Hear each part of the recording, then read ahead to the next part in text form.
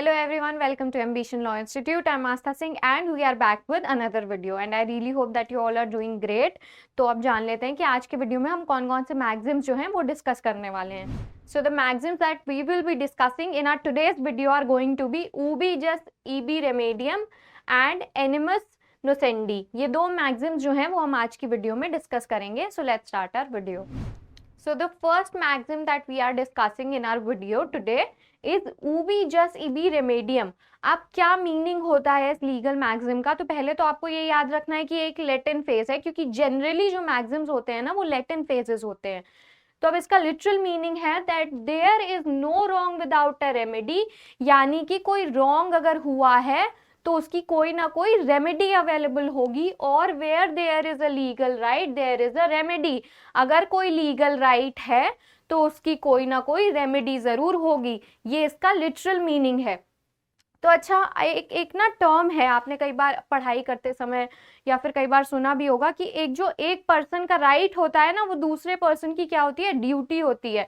That one persons right is another persons duty. अब इसको ना आप एक एग्जाम्पल से अगर समझने की कोशिश करो और मैं आपको ज्यादा बेहतर तरीके से समझा पाऊं, तो सपोज एक पर्सन ए है, ठीक है, और उस ए पर्सन का राइट है, क्या है, एक लीगल राइट है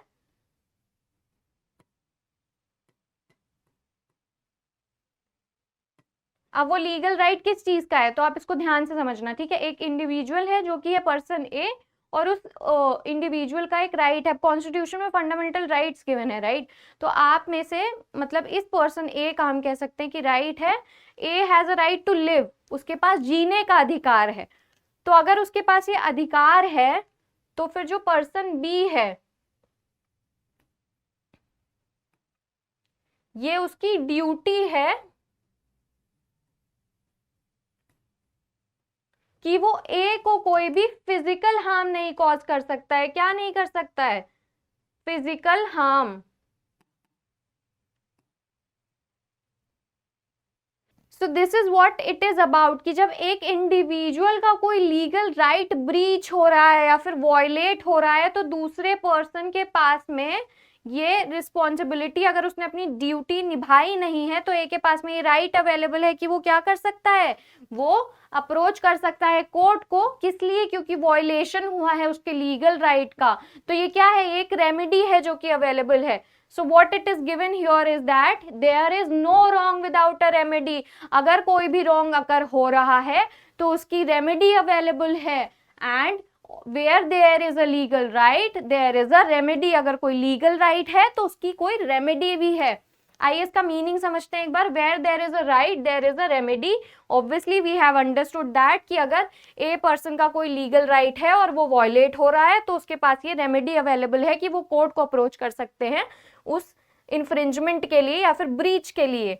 Postulates that where law has established a right, there should be a corresponding remedy for its breach. अगर कहीं पर भी ऐसा कोई ब्रीच हो रहा है तो उसकी कॉरेस्पॉन्डिंग कोई ना कोई रेमेडी अवेलेबल है. This is what this maxim is all about. उबी जस्ट इबी रेमेडियम. So the next maxim that we are going to understand is एनिमस नोसेंडी. अब एनिमस नोसेंडी क्या होता है basically? So it is a intention to harm.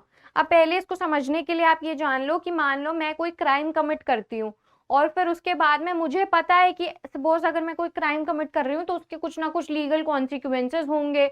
मेरा पूरा इंटेंशन है लेकिन फिर भी वो कॉन्सिक्वेंसेस जानने के बाद में वो क्राइम कमिट करने का, तो उसे क्या कहेंगे, इंटेंशन टू हार्म, कि मेरा वो हार्म पहुंचाने का पूरा इंटेंशन है. So that is what this maxim is about. आइए इसको पढ़ते हैं एक बार. It is the state of mind. क्या है ये, किस चीज की बात कर रहा है? स्टेट ऑफ माइंड की ऑफ द अक्यूज, जिसने की क्राइम कमिट करा है, वो इंडिविजुअल अक्यूज है जो relating to the person knowledge. अब ये किसकी नॉलेज की बात कर रहा है? अक्यूज की नॉलेज की बात कर रहा है.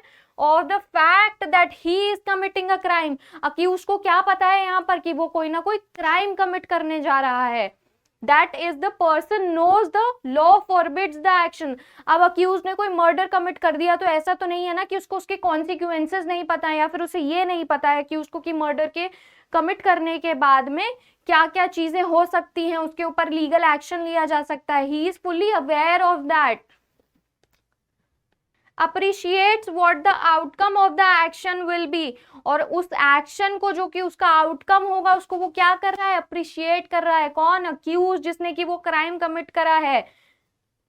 And specifically intents to break the law, it is generally absent. अच्छा, अब उसने फिर भी इंटेंशनली क्या करा है, उस लॉ को ब्रेक करा है, मतलब कि क्राइम कमिट करा है। तो सिंपल लैंग्वेज में सबसे पहले यहाँ पे इंटेंशन की बात हो रही है, स्टेट ऑफ माइंड की बात हो रही है इस लीगल मैगजिम के थ्रू, जो कि अक्यूज्ड का है। किसका है? अक्यूज्ड का। कि उसने ये पूरी बात अपने मन में सोची कि ऐसा कोई भी क्राइम कमिट करने से पहले अगर मैं ये काम या फिर ये क्राइम कमिट कर रहा हूं तो फिर इसके क्या क्या लीगल कॉन्सिक्वेंसेस होंगे। He was fully aware of that and still he chose to forbid the law. तो किसकी बात हो रही है यहाँ पे? उस इंटेंशन की, उस स्टेट ऑफ माइंड की, to harm. This is what this maxim is about. और ये यूजुअली मिसिंग कौन से, जनरली कह सकते हैं हम, हर केस में तो नहीं होता है, ये माननीय जो हमारा न्यायालय है वो डिसाइड करता है कि क्या रहेगा सिचुएशन क्या नहीं, पर जो मेंटली इल लोग होते हैं ना और जो माइनर्स होते हैं उनके केसेस में ये मिसिंग होता है। क्योंकि अब कोई इंसान अगर मेंटली इल है तो फिर उसे तो इस बात की जानकारी नहीं है ना कि वो क्या क्राइम कमिट कर रहे हैं या क्या क्राइम नहीं कमिट कर रहे हैं। और इसी तरीके से माइनर्स को हम ये कंसिडर करते हैं that minors can get influenced और they can not take the decisions by themselves. तो इसलिए माइनर्स को जो यहाँ पर क्या है, एक्सेप्शन है माइनर्स का और मेंटली इन लोगों का इस मैगजीम में। सो एनिमस नसेंडी is all about intention to harm, state of mind की बात हो रही है यहाँ पर। So this is what this magazine is all about. Okay everyone, so that's it for today's video and I really hope that you liked this video. And अगर अभी भी आपके कुछ questions हैं तो आप हमसे comment section में पूछ सकते हैं। And I believe that this video was informative for you and I will see you in our next video. Thank you so much for watching.